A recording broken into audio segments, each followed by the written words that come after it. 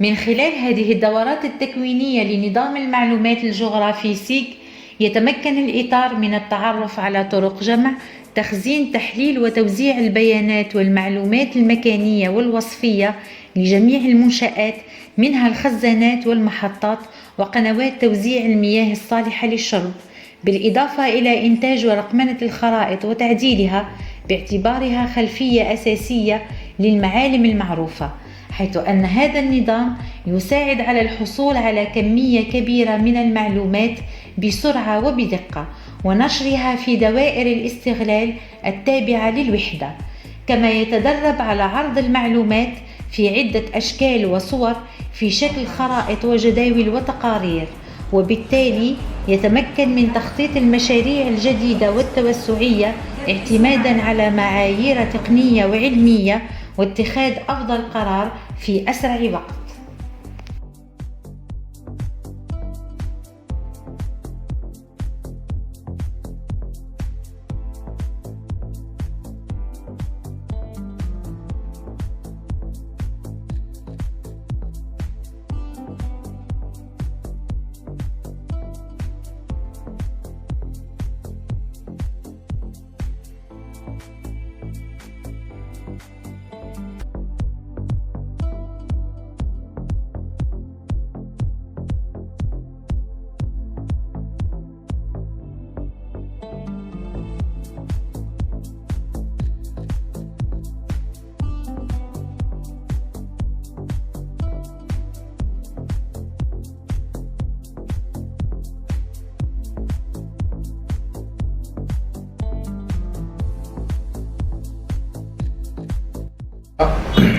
بسم الله الرحمن الرحيم، والصلاة والسلام على أشرف المرسلين.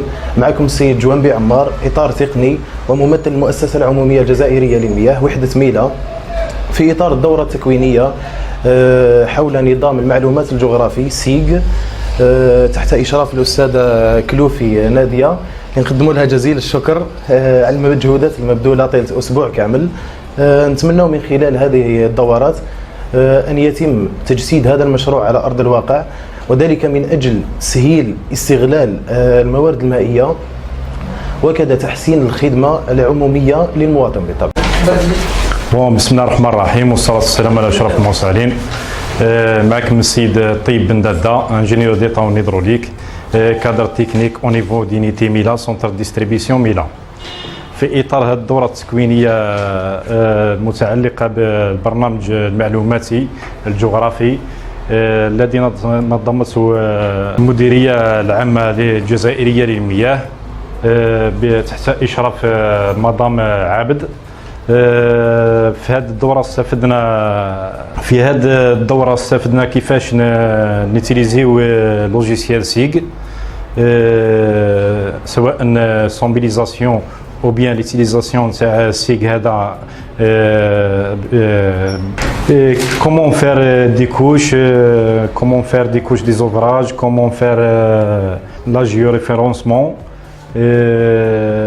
وبطبيعة الحال نشكر الزملاء هنا اللي حضروا معنا من عنابة، من قسنطينة، من جيجل، ونشكر كل من ساهم في إنجاح هذه الدورة التكوينية.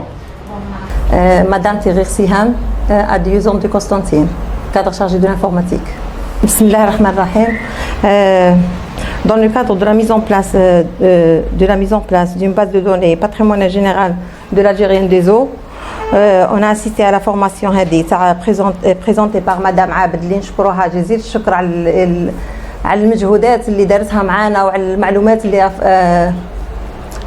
اللي اثرتنا بها. نشكر الجروب كامل من الزملاء تاعي من جيجل وميلا ومن عنابه. وهاد لا فورماسيون سيك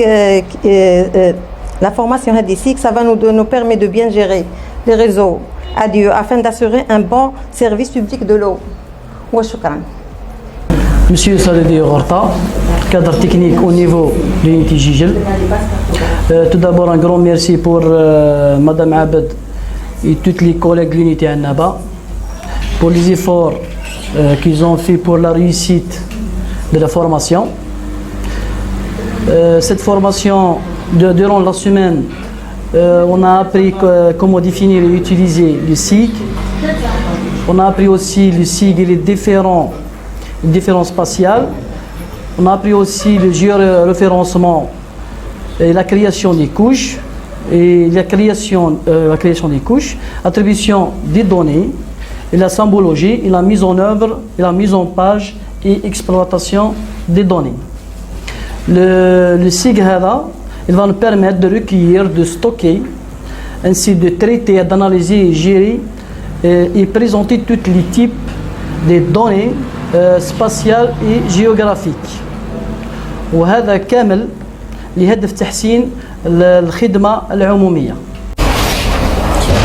Bousri Faizan, cadre technique au niveau de l'unité Milan. J'ai l'honneur de participer à votre formation. Elle était très intéressante.